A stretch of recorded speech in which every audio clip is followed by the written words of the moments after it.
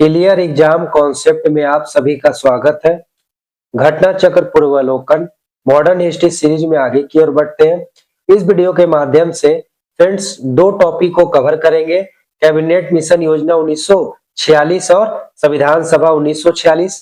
पहले cabinet mission योजना 1946 की ओर चलते हैं। आने वाले प्रतियोगिता परीक्षा बिहार एसएससी सीजीएल, बिहार दरोगा, एडीओ, एएसओ सभी के लिए इंपॉर्टेंट है घटना चक्र पूर्वावलोकन।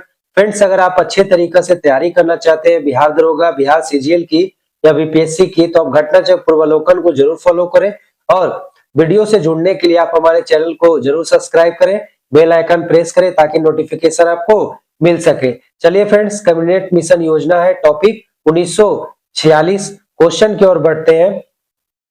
पहला क्वेश्चन है, कैबिनेट मिशन योजना की अध्यक्षता किसके द्वारा किया गया था? तो कैबिनेट मिशन की अध्यक्षता जो है वह सर पी लॉरेंस के द्वारा किया गया था। किसके द्वारा किया गया था? सर पी लॉरेंस के द्वारा किया गया था कैबिनेट मिशन की अध्यक्षता। विषय तदन देखते हैं। ब्रिटेन में 26 जुलाई 1945 को ब्रिटिश प्रधानमंत्री कौन थे उस समय? तो क्लीमेंट इटली के नेतृत्व में ब्रिटिश मंत्रिमंडल ने सत्ता ग्रहण की। उसके पश्चात नौसेना विद्रोह के बाद 19 फरवरी 1946 को द्वितीय विश्व युद्ध के बाद इटली ने भारत में संवैधानिक सुधारों के लिए एक शिष्टमंडल भेजा था। तो क्लीमेंट इटली के द्वारा भारत में संवैधानिक सुधारों के लिए एक शिष्टमंडल भेजा था, जिसे क्या कहा गया? तो कैबिनेट मिशन कहा गया। और यह दिल्ली कब पहुंचा था? तो 24 मार्च 1946 ईस्वी को दिल्ली आया था। इसके अध्यक्ष जो है भारत मंत्री लॉर्ड पैथिक लॉरेंस थे तथा अन्य दो सदस्य कौन थे? तो स्टोफेड क्रिप्स थे और एबी अलेक्जेंडर थे। फ्रेंड्स इसे आप याद रख सकते हैं, PAS पास याद रखिए। P से पैथिक लॉरेंस हो गया, अध्यक्ष भी हो गए। A से क्या हो गया? एबी अलेक्जेंडर हो गए। S से क्या हो गया? स्टोफेड क्रिप्स हो गए। नेक्स्ट है 1946 के कैबिनेट मिशन का नेतृत्व किया गया था। तो 1946 के कैबिनेट मिशन का नेतृत्व जो है वह किसके द्वारा किया गया था? तो सर पैथिक लॉरेंस के द्वारा किया गया था। अभी मैंने बताया PAS एक याद रखिए ठीक से। P से पैथिक लॉरेंस, A से एबी अलेक्जेंडर, S से स्टोफेड क्रिप्स जो है तीनों क्या थे? कैबिनेट मिशन योजना के सदस्य थे और उसमें अध्यक्ष कौन थे? तो पैथिक लॉरेंस अध्यक्ष थे। नेक्स्ट है, इनमें से कौन कैबिनेट मिशन के सदस्य नहीं थे? तो कैबिनेट मिशन के सदस्य जो थे पैथिक लॉरेंस थे, स्टोफेड क्रिप्स थे, एबी अलेक्जेंडर जो है कैबिनेट मिशन के सदस्य थे, परंतु बेवेल जो है कैबिनेट मिशन के सदस्य नहीं थे।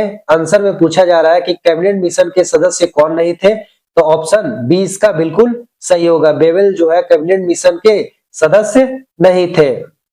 नेक्स्ट है, निम्नलिखित में से किसने 1946 के कैबिनेट मिशन का नेतृत्व किया था? तो 1946 के कैबिनेट मिशन का नेतृत्व जो है वह सर पैथिक लॉरेंस के द्वारा किया गया था। किसके द्वारा किया गया था? तो 1946 के कैबिनेट मिशन का नेतृत्व सर पैथिक लॉरेंस के द्वारा किया गया था। नेक्स्ट है, द्वितीय विश्व युद्ध के बाद 1946 में कौन से भारत आए थे? तो द्वितीय विश्व युद्ध के बाद 1946 में कौन भारत आया था? तो कैबिनेट मिशन भारत आया था। कब आया था? मार्च 1946 में दिल्ली पहुंचा था कौन? Cabinet mission. नेक्स्ट है, निम्न में से किस एक ने भारत के लिए त्रिस्तरीय शासन व्यवस्था का प्रस्ताव किया था? तो त्रिस्तरीय शासन व्यवस्था का प्रस्ताव जो है वह कैबिनेट मिशन के द्वारा किया गया था। किसके द्वारा किया गया था त्रिस्तरीय शासन व्यवस्था का प्रस्ताव? तो कैबिनेट मिशन के द्वारा किया गया था। इसी तरह देखते हैं कैबिनेट मिशन कब पहुंचा? तो मार्च 1946 में दिल्ली पहुंचा था। इस मिशन के सदस्य में स्टोफेड क्रिप्स थे और अध्यक्ष भी थे बोर्ड ऑफ ट्रेड के। पैथिक लॉरेंस जो है भारत राज्य सचिव थे और एबी अलेक्जेंडर जो है नौसेना मंत्री थे। इसने प्रांतों के लिए त्रिस्तरीय शासन व्यवस्था को सुझाव दिया, प्रांतों के छोटे अथवा बड़े गुट बनाने के अधिकार की पुष्टि की तथा प्रांतों को आ, बा और सा तीन श्रेणियों में विभक्त किया गया था। तो कितने श्रेणियों में विभक्त किया गया था प्रांतों को? तो 3 श्रेणियों में, आ, ब और 7 श्रेणियों में विभक्त किया गया था। नेक्स्ट है, इनमें से कौन 1946 में भारत भेजे गए कैबिनेट मिशन का एक सदस्य नहीं था? तो कैबिनेट मिशन के सदस्य को याद करने का ट्रिक क्या है फ्रेंड्स? PAS याद रखिए, पास याद रखिए, आपको याद हो जाएगा। P से होता है पैथिक लॉरेंस, तो पैथिक लॉरेंस तो सदस्य थे, तो डी ऑप्शन नहीं होगा। उसके बाद ए से एबी अलेक्जेंडर भी नहीं थे, एबी अलेक्जेंडर भी क्या थे? कैबिनेट मिशन के सदस्य थे। एस जो है, एस माने होता है स्टोफेड क्रिप्स, ये भी क्या थे? कैबिनेट मिशन के सदस्य थे। इस प्रकार ए, सी और डी जो है तीनों क्या थे? कैबिनेट मिशन के सदस्य थे। जबकि कौन पूछा जा रहा है, कौन कैबिनेट मिशन के सदस्य नहीं थे? तो ऑप्शन इसका बी बिल्कुल सही होगा। रैमजे मैकडोनाल्ड जो है कैबिनेट मिशन के सदस्य नहीं थे। नेक्स्ट है, इनमें से कौन कैबिनेट मिशन के सदस्य नहीं थे? तो जे एंड्रूज जो है वह कैबिनेट मिशन के सदस्य नहीं थे। Pethick Lawrence, A B Alexander cabinet mission के सदस्य थे। नेक्स्ट है, वर्ष 1946 का कैबिनेट मिशन 3 कैबिनेट मंत्रियों से गठित था। निम्नलिखित में से कौन सा इसका सदस्य नहीं था? तो इसके सदस्य जो है PAS थे, P से पैथिक लॉरेंस, A से एबी अलेक्जेंडर, S से स्टोफेड क्रिप्स थे। परंतु लॉर्ड एमरी जो है क्या कैबिनेट मिशन के सदस्य नहीं थे? लॉर्ड एमरी जो है कैबिनेट मिशन के सदस्य नहीं थे। इस प्रकार से 3-4 बार जो फ्रेंड्स ये क्वेश्चन अलग अलग तरीके से पूछा गया। आप याद रखिए कि कौन कैबिनेट मिशन के सदस्य थे, जब गठित किया गया था तो उसके अध्यक्ष कौन थे। नेक्स्ट है, निम्नलिखित में से कौन एक कैबिनेट मिशन का सदस्य नहीं था? तो कैबिनेट मिशन का सदस्य जो है जॉन साइमन नहीं थे। जॉन साइमन जो है कैबिनेट मिशन के सदस्य नहीं थे, जबकि पैथिक लॉरेंस, स्टोफेड क्रिप्स और एबी अलेक्जेंडर कैबिनेट मिशन के सदस्य थे। नेक्स्ट है, इन व्यक्तियों में से कैबिनेट मिशन का सदस्य कौन नहीं था? तो विलियम वुड जो है कैबिनेट मिशन के सदस्य नहीं थे। पैथिक लॉरेंस थे, एबी अलेक्जेंडर थे और स्टोफेड क्रिप्स थे। नेक्स्ट है, इसका प्रस्ताव मई में आया। इसमें अभी भी भारत को विभाजन मुक्त करने की आकांक्षा थी, जिसका ब्रिटिश प्रांतों से मिलकर बने एक संघीय राज्य का स्वरूप होना था। उपयुक्त उदाहरण का संबंध है, तो उपयुक्त उदाहरण का संबंध जो है कैबिनेट मिशन से है। उपयुक्त उदाहरण का संबंध किससे है? तो कैबिनेट मिशन से है। इसी तरह देख लेते हैं, 16 मई 1946 को कैबिनेट मिशन ने अपने प्रस्तावों की घोषणा किया था। तो कैबिनेट मिशन जो है मार्च में भारत आया और 16 मई 1946 को इन्होंने जो अपने प्रस्ताव बनाए थे उसकी घोषणा किया गया था। और प्रस्ताव में क्या क्या था तो देखते हैं। भारत की एकता बनाई रखी जाए। दूसरा है, मुस्लिम लीग की पाकिस्तान मांग को ठुकराया जाए। तीसरा है, भारत एक संघ होगा जिसमें ब्रिटिश प्रांत मुख्य आयुक्तों के प्रांतों सहित तथा देशी रियासतें शामिल होगी। चौथा है, संविधान निर्मात्री संस्था या संविधान सभा का गठन प्रांतीय विधानसभाओं, मुक्त आयुक्तों के प्रांतों तथा देशी रियासतों के प्रतिनिधियों द्वारा किया जाए। इस प्रकार से जो घोषणाएं किया गया था कैबिनेट मिशन के द्वारा, इसे हमने पढ़ा है। आप बिल्कुल इसे ध्यान रखिए ताकि आपको याद हो। क्वेश्चन जो है ऑप्शन के अनुसार भी दिया जा सकता है, कौन सा कैबिनेट मिशन के द्वारा घोषणा नहीं किया गया था, कौन सा किया गया था। इस प्रकार से क्वेश्चन भी दिए जा सकते हैं। नेक्स्ट है, कैबिनेट मिशन योजना के विषय में निम्नलिखित में से कौन सा सही नहीं है? तो कैबिनेट मिशन योजना के संबंध में प्रांतीय समूहीकरण जो है घोषणा किया गया था। भारतीय सदस्यों वाला अंतरिम मंत्रिमंडल घोषणा किया गया था। पाकिस्तान की स्वीकृति की घोषणा नहीं किया गया था, बल्कि विभाजन को ठुकराया गया था कैबिनेट मिशन योजना में।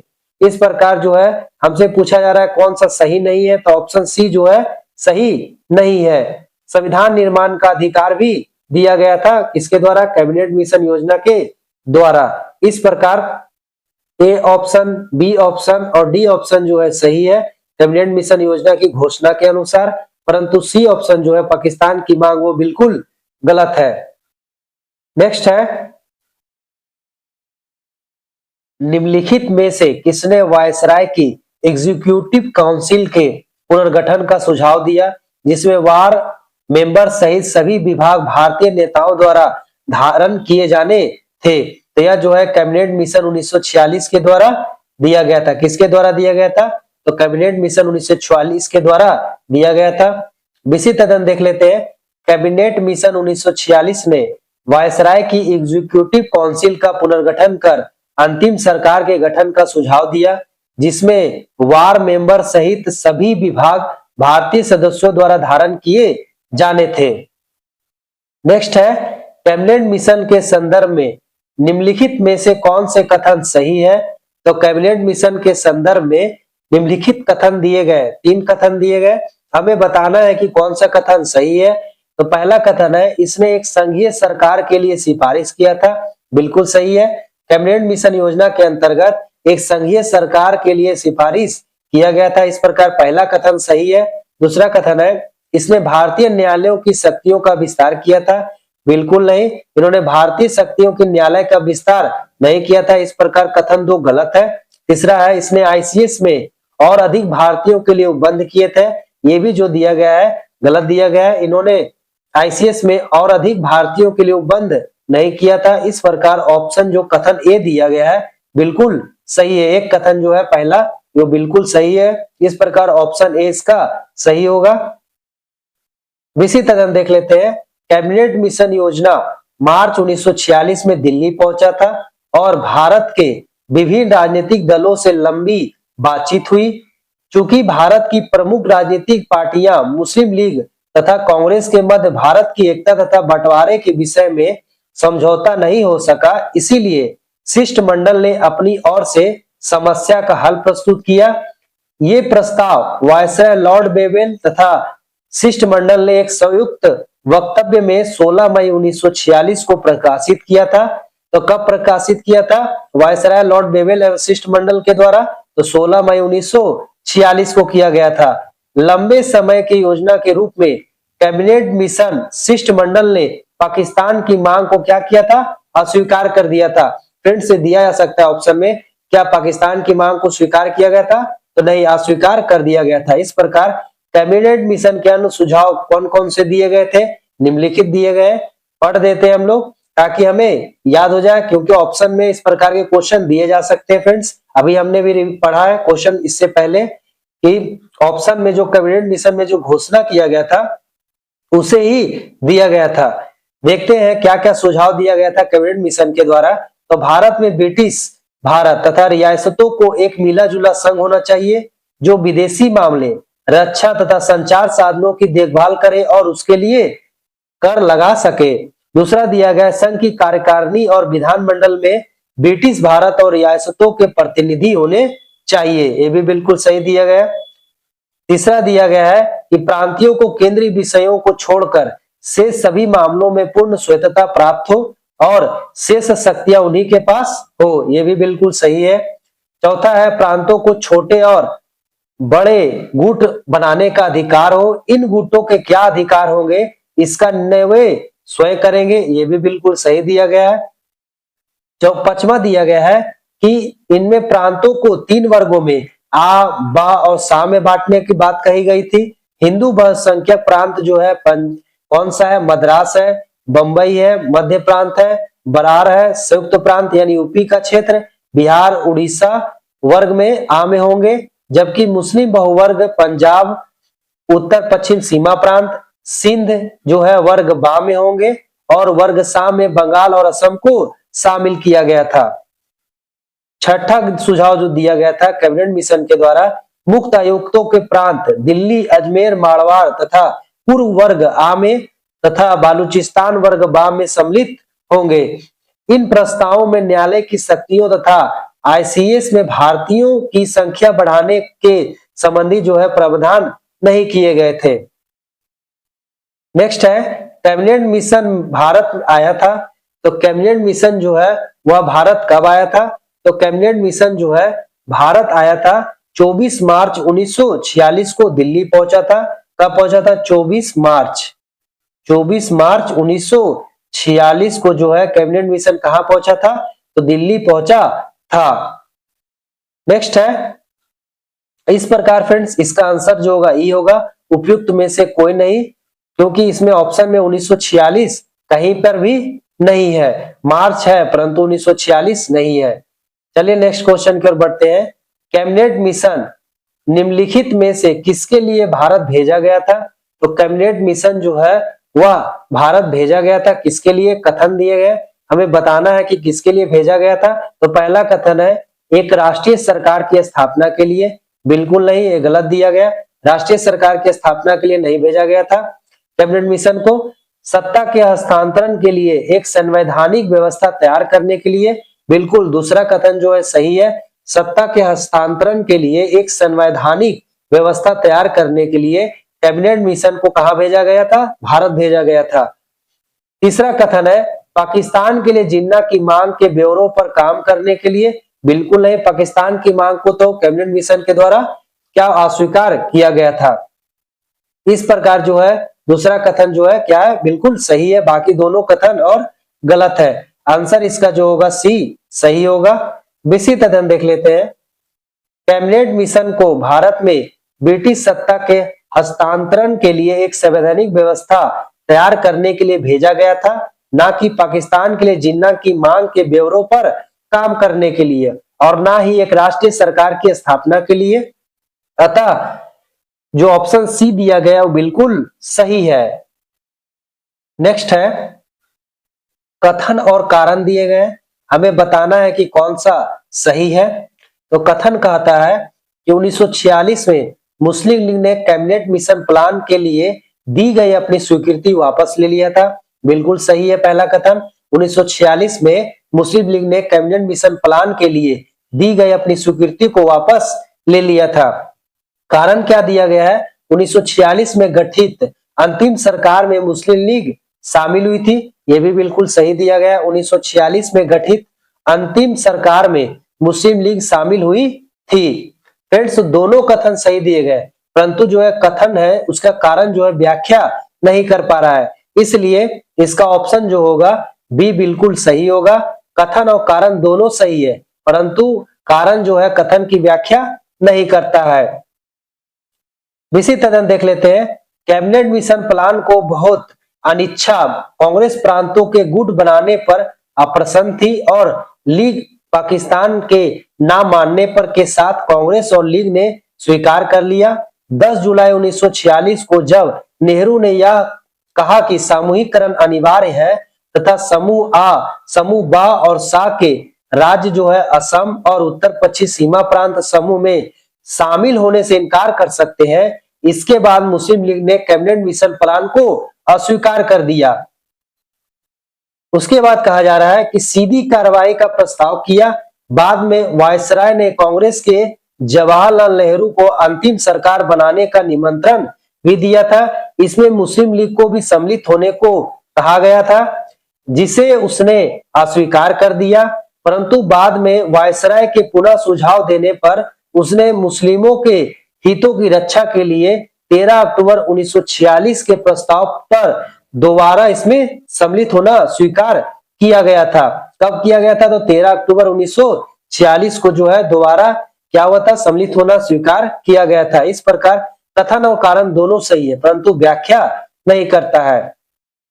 नेक्स्ट है कांग्रेस के निम्नलिखित नेताओं में से कौन एक कैबिनेट मिशन योजना के पक्ष में पूरी तरह से था? तो कैबिनेट मिशन योजना के पक्ष में पूरी तरह से महात्मा गांधी थे। बहुत ही इंपॉर्टेंट क्वेश्चन है फ्रेंड्स, कैबिनेट मिशन योजना के पक्ष में कौन थे? तो महात्मा गांधी थे। इसी तरह देखते हैं कैबिनेट मिशन योजना के पक्ष में महात्मा गांधी पूरी तरह से थे। इस योजना के संदर्भ में गांधी जी ने कहा था, आप इनका वाक्य भी याद रखिए, यह योजना उस समय की परिस्थितियों के परिप्रेक्ष्य में सबसे उत्कृष्ट योजना थी, जिसमें ऐसे बीज थे जिसने दुख की मारी भारत भूमि यातना से मुक्त हो सकती थी। तो ये किसके कथन थे? तो महात्मा गांधी के कथन थे। नेक्स्ट है वह कौन कांग्रेस अध्यक्ष था जिसने क्रिप्स मिशन वह लॉर्ड बेवेल दोनों से वार्ताएं की थी? तो कांग्रेस का अध्यक्ष था जिन्होंने क्रिप्स मिशन वह लॉर्ड बेवेल दोनों से वार्ताएं की थी, तो मौलाना अबुल कलाम आजाद थे। मौलाना अबुल कलाम का कार्यकाल जो है सबसे लंबा रहा था, वो सबसे लंबे समय तक कांग्रेस के अध्यक्ष रहे थे। 1940 से लेकर के 46 ईस्वी तक वो कांग्रेस के अध्यक्ष रहे थे। इसी तरह देखते हैं अबुल कलाम आजाद जो है वर्ष 1940 से 46 तक कांग्रेस के अध्यक्ष रहे। उन्होंने किप्स मिशन 1942 तथा लॉर्ड वेवेल 1945 में दोनों से वार्ताएं की थी। नेक्स्ट है कैबिनेट मिशन के भारत आगमन के समय भारतीय राष्ट्रीय कांग्रेस का अध्यक्ष कौन था? तो कैबिनेट मिशन के समय भारत आगमन के समय भारतीय राष्ट्रीय कांग्रेस का अध्यक्ष जो है मौलाना अबुल कलाम आजाद थे। अभी हमने पढ़ा था कौन थे, मौलाना अबुल कलाम आजाद थे। 1940 से लेकर 46 ईस्वी तक इनका क्या था, कांग्रेस के अध्यक्ष पद पर रहे मौलाना अबुल कलाम आजाद। इसी तरह देख लेते हैं मौलाना अबुल कलाम आजाद जो है कैबिनेट मिशन के भारत आगमन के समय भारतीय राष्ट्रीय कांग्रेस के अध्यक्ष थे। अबुल कलाम आजाद को मिशन के साथ विचार विमर्श करने हेतु कार्यकारिणी समिति ने पूर्ण अधिकार दे रखा था। 6 अप्रैल 1946 को उन्होंने सर्वप्रथम कैबिनेट मिशन के सदस्यों से मुलाकात की थी। फ्रेंड्स, इस प्रकार से कैबिनेट मिशन योजना 1946 को समाप्त किया गया। विस्तृत अध्ययन आप देख लीजिए, इसमें बहुत अच्छे तरीके से दिया गया, साथ ही हर एक क्वेश्चन को बताया गया डिटेल से, आप जरूर पढ़िए। घटनाचक्र पूर्वावलोकन।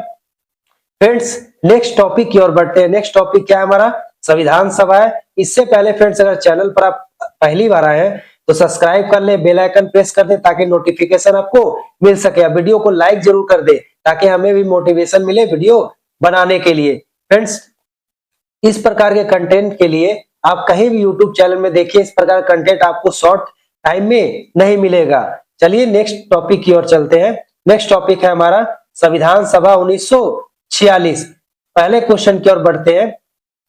स्वतंत्र भारत के लिए संविधान की रचना हेतु संविधान सभा का विचार निम्न में से सर्वप्रथम प्रस्तुत किया था। तो सर्वप्रथम जो है स्वतंत्र भारत के लिए संविधान सभा की रचना हेतु संविधान सभा का विचार जो है सर्वप्रथम कांग्रेस पार्टी ने 1936 ईस्वी में प्रस्तुत किया था। किसके द्वारा किया गया था? तो कांग्रेस पार्टी के द्वारा 1936 ईस्वी में प्रस्तुत किया गया था संविधान सभा का विचार। इसी तरह देखते हैं संविधान सभा के सिद्धांत का सर्वप्रथम दर्शन जो है 1885 ईस्वी के स्वराज विधेयक में होता है, जिसे गंगाधर तिलक के निर्देशन में तैयार किया गया था। किसके निर्देशन में तैयार किया गया था? तो बाल गंगाधर तिलक के निर्देशन में संविधान सभा के सिद्धांत को तैयार किया गया था। 20वीं सदी में इस विचार की और सर्वप्रथम संकेत जो है महात्मा गांधी ने किया था, जब उन्होंने 1922 में अपने विचार व्यक्त करते हुए कहा कि भारतीय संविधान भारतीयों के इच्छा अनुसार ही होगा। वर्ष 1924 में मोतीलाल नेहरू ने ब्रिटिश सरकार के सम्मुख संविधान सभा के निर्माण की मांग प्रस्तुत किया था। तो संविधान सभा के निर्माण की मांग किसके द्वारा प्रस्तुत किया गया था? तो मोतीलाल नेहरू के द्वारा किया गया था। इसके बाद औपचारिक रूप से संविधान सभा के विचार का प्रतिपादन एम.एन. राय ने किया और इस विचार को मूर्त रूप देने का कार्य पंडित जवाहरलाल नेहरू ने किया।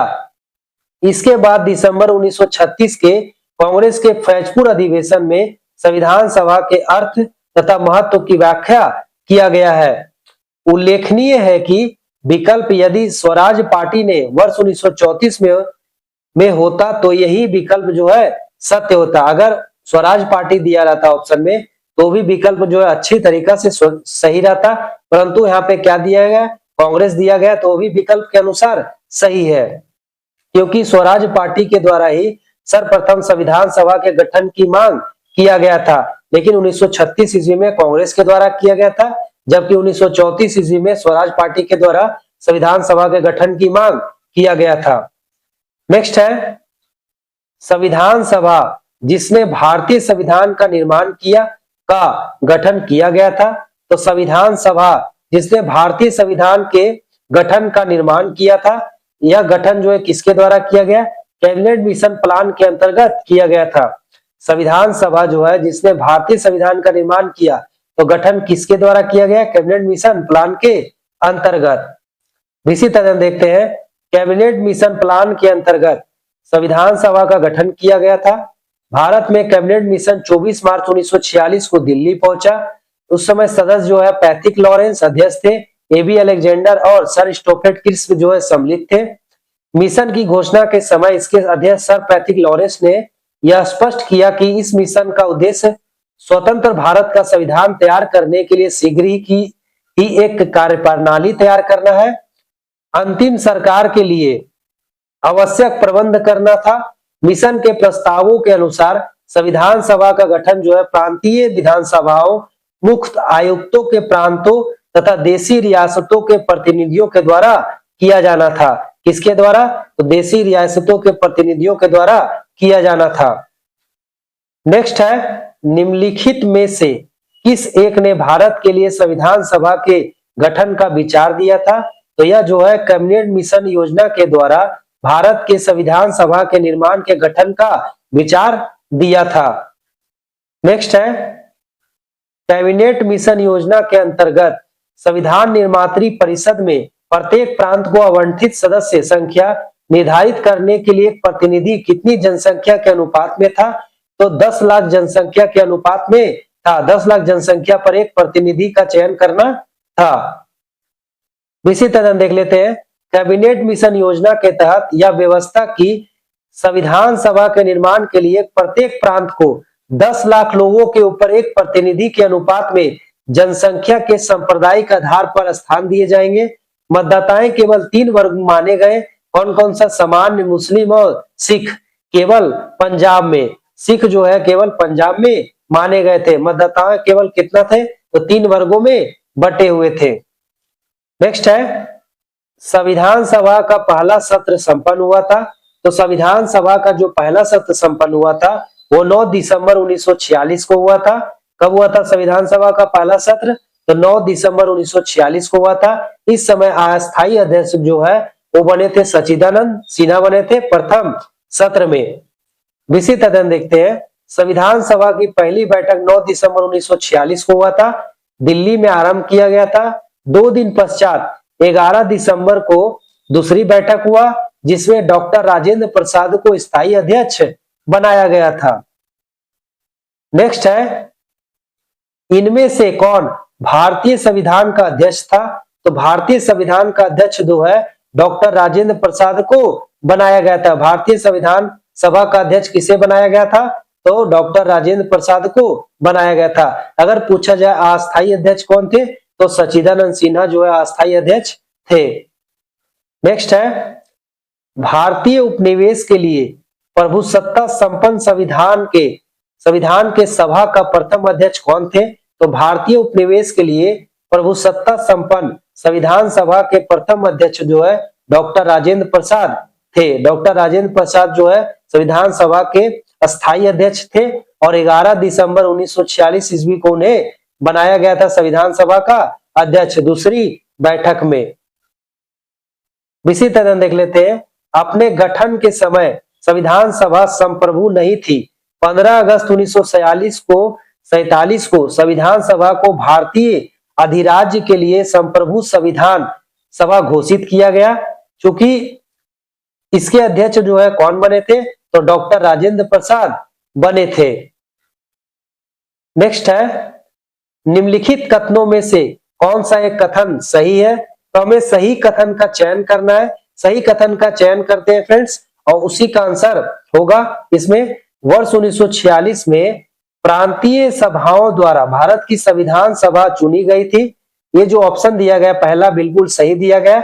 जब सही आंसर मिल गया फ्रेंड्स तो आगे नहीं बढ़ते क्योंकि और भी कंफ्यूजन हो जाएंगे, क्योंकि और सभी जो ऑप्शन दिए गए गलत है। वर्ष 1946 में प्रांतीय सभाओं द्वारा भारत की संविधान सभा चुनी गई थी। नेक्स्ट है, विशिष्ट अध्ययन देख लेते हैं। कैबिनेट मिशन योजना के अनुसार जुलाई 1946 में संविधान सभा के चुनाव हुए। संविधान सभा के प्रांतों के लिए 296 सदस्यों के लिए ही ये चुनाव हुआ था। कितना सदस्य थे? तो 296 सदस्य थे। कांग्रेस ने 208 सीट प्राप्त किया, मुस्लिम लीग 73 और 15 अन्य दलों और स्वतंत्र उम्मीदवारों के रूप में निर्वाचित हुए। मोहम्मद अली जिन्ना भारत की संविधान सभा के सदस्य नहीं थे। संविधान सभा की पहली बैठक 9 दिसंबर 1946 को हुआ था। अस्थायी अध्यक्ष सच्चिदानंद सिन्हा को बनाया गया था। उसके बाद दूसरा बैठक जो हुआ था 11 दिसंबर 1946 को हुआ था दिल्ली में। डॉक्टर राजेंद्र प्रसाद को स्थायी अध्यक्ष बनाया गया था। भारत के संविधान को 26 नवंबर 1949 को अंगीकृत किया गया था। तो कब अंगीकृत किया गया? 26 नवंबर 1949 को। नेक्स्ट है, सच्चिदानंद सिन्हा किसके साथ जुड़े थे? तो सच्चिदानंद सिन्हा जो है भारत छोड़ो आंदोलन के साथ जुड़े थे। सच्चिदानंद सिन्हा किसके साथ जुड़े थे? तो भारत छोड़ो आंदोलन के साथ जुड़े थे। इसी तरह देखते हैं, सच्चिदानंद सिन्हा जो है भारत छोड़ो आंदोलन के साथ जुड़े थे। इन्हें संविधान सभा की प्रथम बैठक 9 दिसंबर 1946 में सर्वसम्मति से अस्थायी अध्यक्ष चुना गया था। पहले हमने रिवीजन कर चुका है ये क्वेश्चन। नेक्स्ट है, निम्नलिखित में से किसने ब्रिटिश युग की केंद्रीय लेजिस्लेटिव असेंबली तथा स्वतंत्र भारत की संसद में अध्यक्ष का पद संभाला है? तो यह अध्यक्ष का पद जो है जीवी मलवंकार के द्वारा संभाला गया है। ब्रिटिश युग की केंद्रीय लेजिस्लेटिव असेंबली में तथा स्वतंत्र भारत की संसद में अध्यक्ष का पद किसने संभाला है? तो जीवी मलवंकार के द्वारा संभाला गया है। इस प्रकार से फ्रेंड्स दो टॉपिक इस वीडियो के माध्यम से सॉल्व किए गए, कवर किए गए। आप इसे रिवीजन करिए। बहुत छोटे छोटे टॉपिक थे, परंतु बहुत क्वेश्चन जो है इससे बनते हैं बिहार दरोगा, बिहार सीजीएल, बीपीएससी में। इसीलिए आप इसे अच्छे तरीका से रिवीजन करिए। और अगर आप चैनल पर पहली बार आए हैं, विजिट कर रहे हैं, तो सब्सक्राइब जरूर कर ले और बेल आइकन प्रेस कर दे ताकि नोटिफिकेशन आपको मिल सके। फ्रेंड्स वीडियो को लाइक करना भूल जाते हैं, लाइक जरूर करें ताकि हमें मोटिवेशन मिल सके और भी वीडियो बनाने के लिए। धन्यवाद फ्रेंड्स।